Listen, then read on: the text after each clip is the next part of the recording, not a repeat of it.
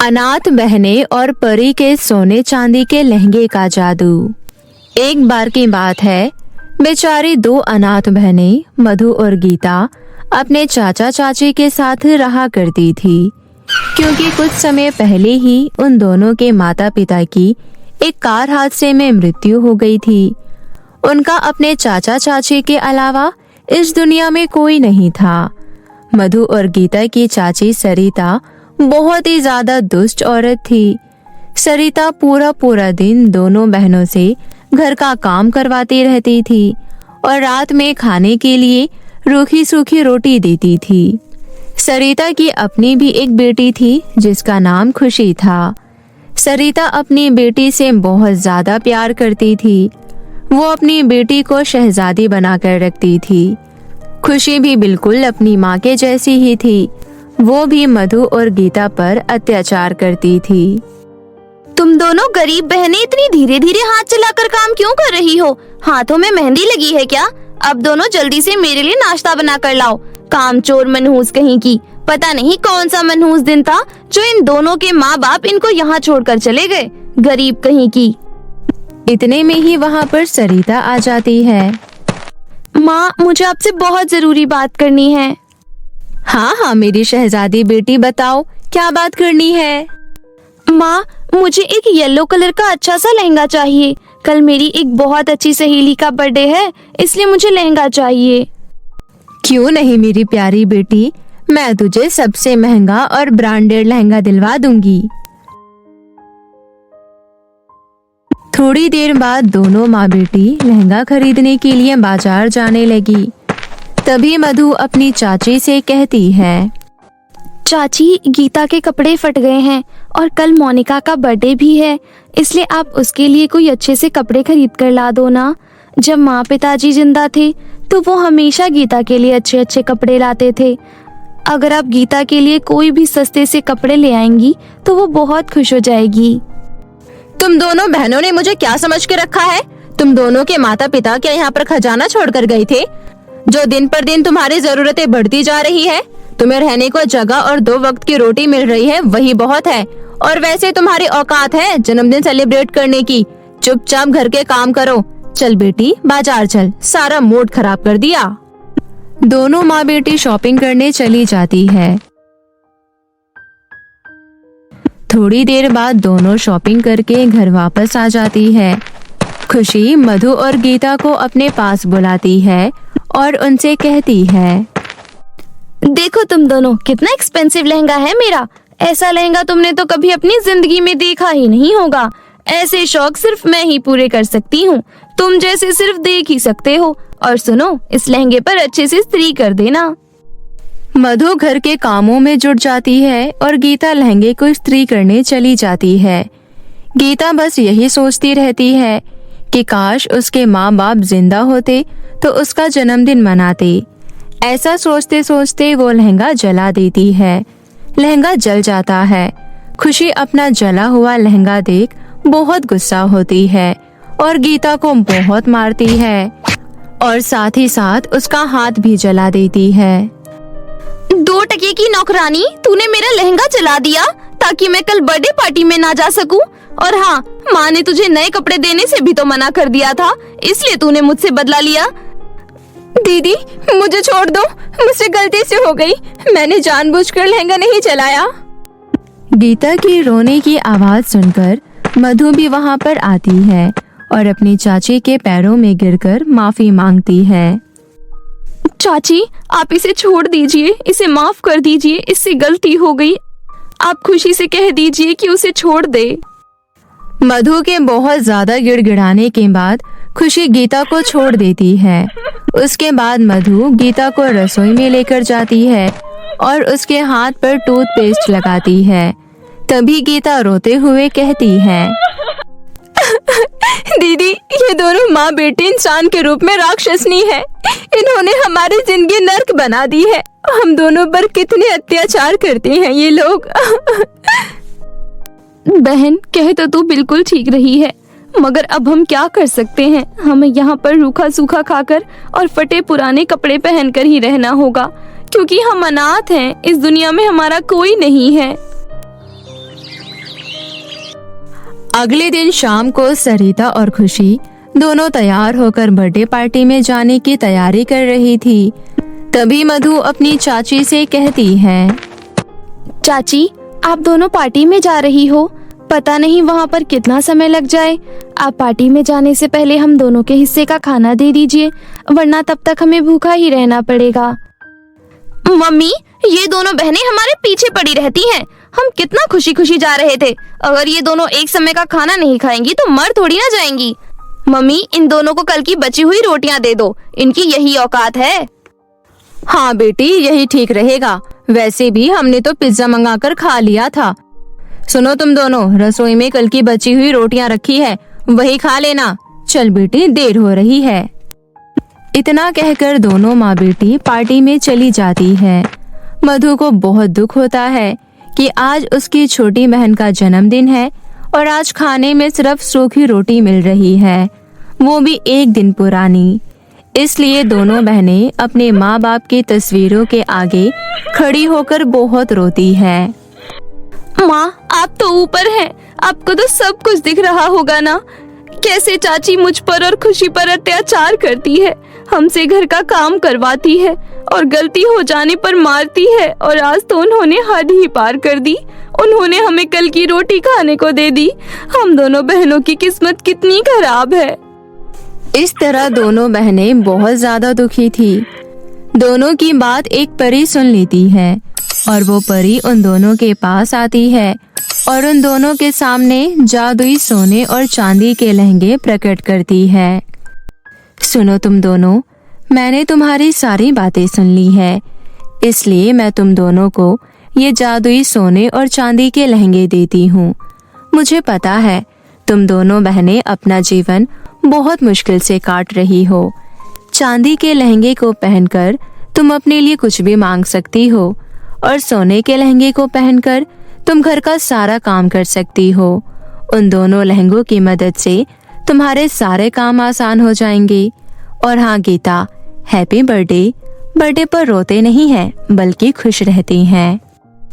परी जी, आपका बहुत बहुत शुक्रिया हम दोनों की मदद करने के लिए। उसके बाद परी वहाँ से चली जाती है। मधु सोने का लहंगा पहन लेती है और गीता चांदी का लहंगा। उसके बाद गीता अपने लिए बहुत बड़ा केक मांगती है। अगले ही पल वहाँ पर एक बहुत अच्छा और बड़ा केक प्रकट हो जाता है। मधु भी अपनी बहन का जन्मदिन बहुत धूमधाम से मनाती है। दोनों बहनें खुशी खुशी केक खाती है। ऐसे ही समय बीत रहा था।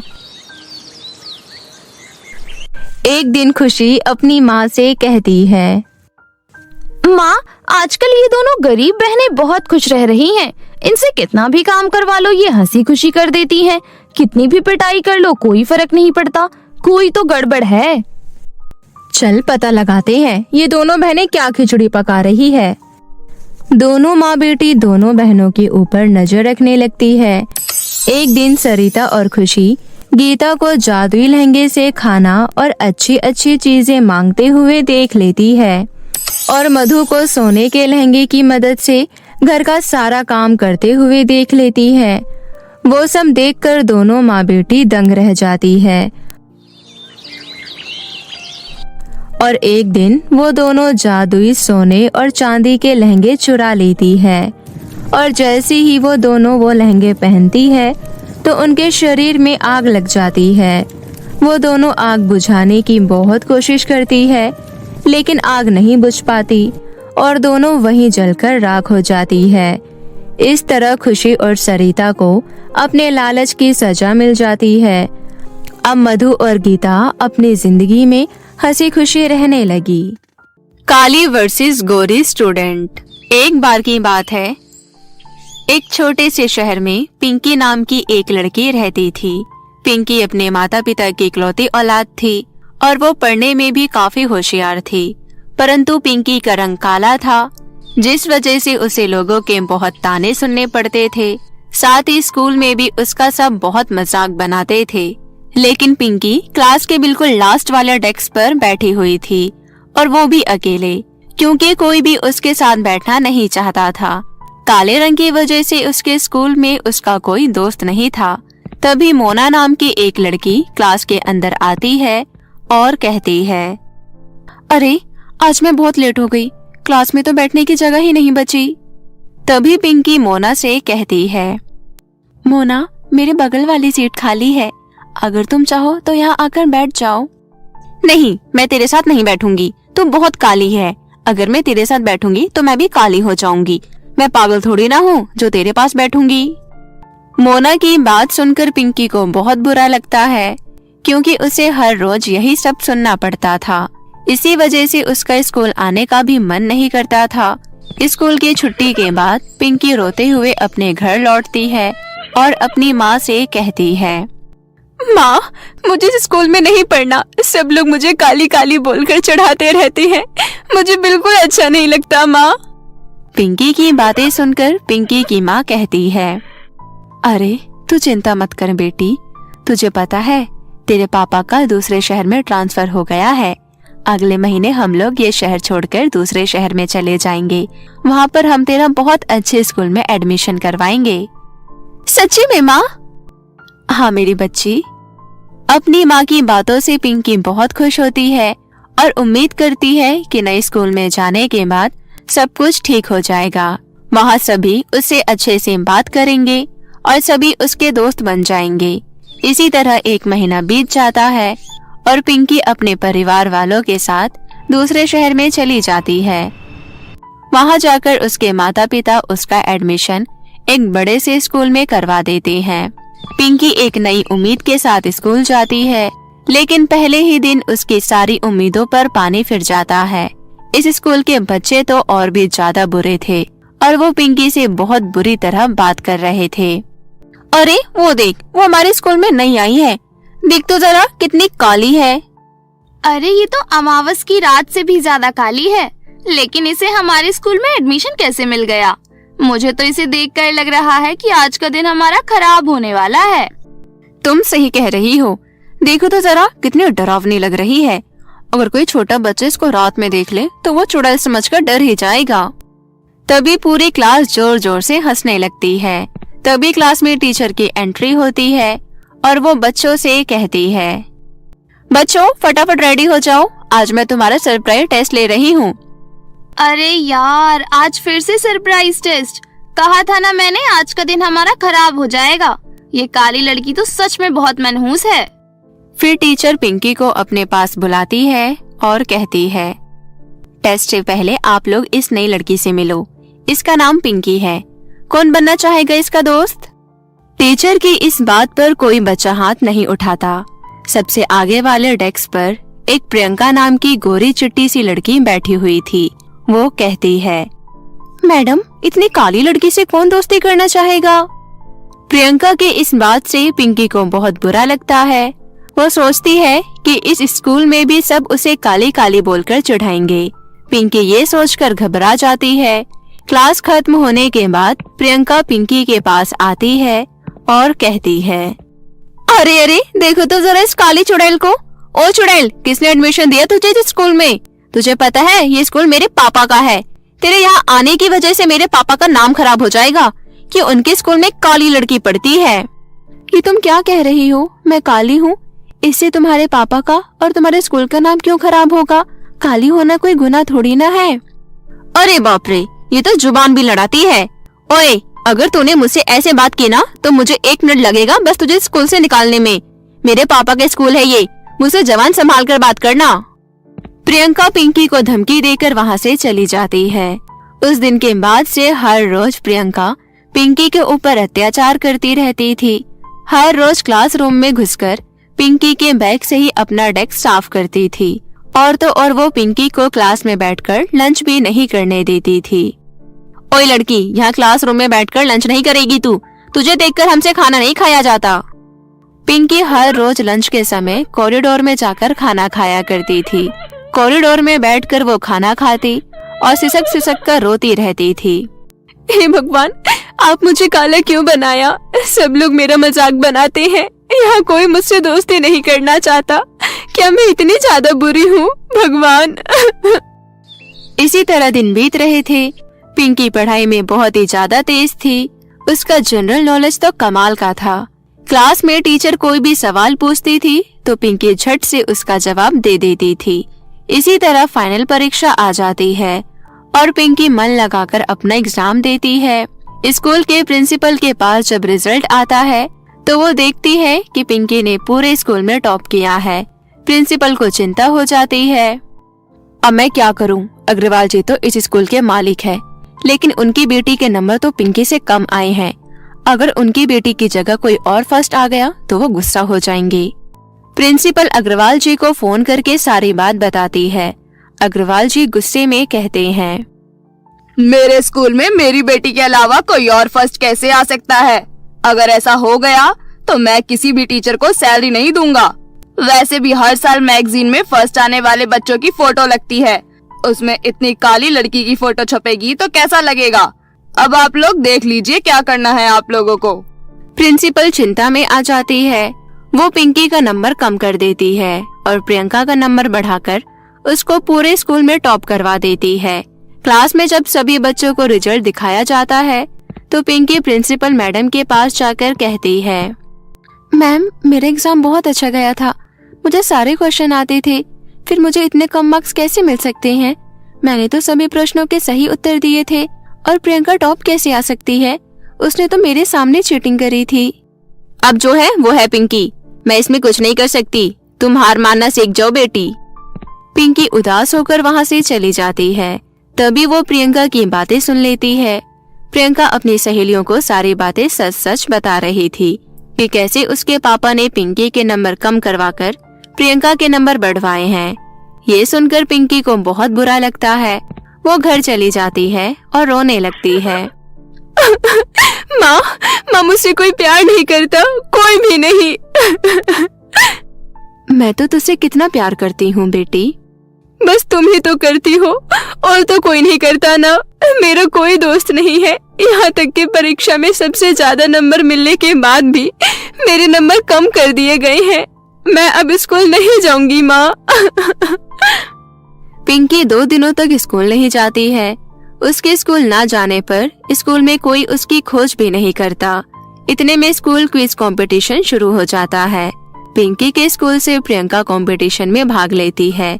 ये कंपटीशन स्कूल के प्रेस्टीज से जुड़ा हुआ था। प्रियंका कंपटीशन में भाग तो ले लेती है, पर किसी भी क्वेश्चन का ठीक से आंसर नहीं दे पाती। वो हर एक प्रश्न का गलत उत्तर दे रही थी। ये सब देखकर स्कूल की प्रिंसिपल चिंता में पड़ जाती है। देखते देखते कंपटीशन का पहला राउंड खत्म हो जाता है। पहले राउंड में पिंकी का स्कूल सबसे पीछे था। प्रिंसिपल मैडम अग्रवाल जी के पास जाती है और कहती है, अग्रवाल जी मुझे लग रहा है हमारे स्कूल ये कंपटीशन हार जाएगा, क्योंकि प्रियंका बेटी ठीक से आंसर नहीं दे पा रही है। नहीं नहीं, अगर हमारा स्कूल हार गया तो हमारी बहुत बेइज्जती हो जाएगी। आप कुछ भी कीजिए, लेकिन हमें ये कंपटीशन जीतना है। तभी प्रिंसिपल अपने ड्राइवर के साथ गाड़ी लेकर तुरंत पिंकी के घर पहुंचती है और पिंकी से कहती है, पिंकी जल्दी चलो, हमें तुम्हारी बहुत जरूरत है। प्रिंसिपल मैडम आप यहाँ? ठीक है, मैं अभी तैयार होकर आती हूँ। पिंकी 5 मिनट में रेडी हो जाती है। फिर प्रिंसिपल मैडम उसको तुरंत कंपटीशन में लेकर जाती है। अब प्रियंका की जगह पिंकी भाग लेती है और एक के बाद एक सही आंसर देकर वो अपने स्कूल को इस प्रतियोगिता में जिता देती है। सभी बहुत खुश हो जाते हैं। अग्रवाल साहब खुद पिंकी के पास आकर कहते हैं, पिंकी बेटी, हम सब ने मिलकर तुम्हारे साथ बहुत गलत किया। मैं अपनी गलतियों के लिए बहुत शर्मिंदा हूँ। तभी प्रिंसिपल मैडम भी कहती है, हाँ पिंकी, मैं भी बहुत शर्मिंदा हूँ, तुम तो हमारे स्कूल की असली शान हो। तभी वहाँ पर प्रियंका भी आती है और कहती है, हाँ पिंकी, मुझे भी समझ आ गया कि ऊपरी खूबसूरती से कुछ नहीं होता, आज से तुम मेरी दोस्त हो। सच में प्रियंका? हाँ पागल, सच में। इतना कहकर प्रियंका पिंकी को गले लगा लेती है।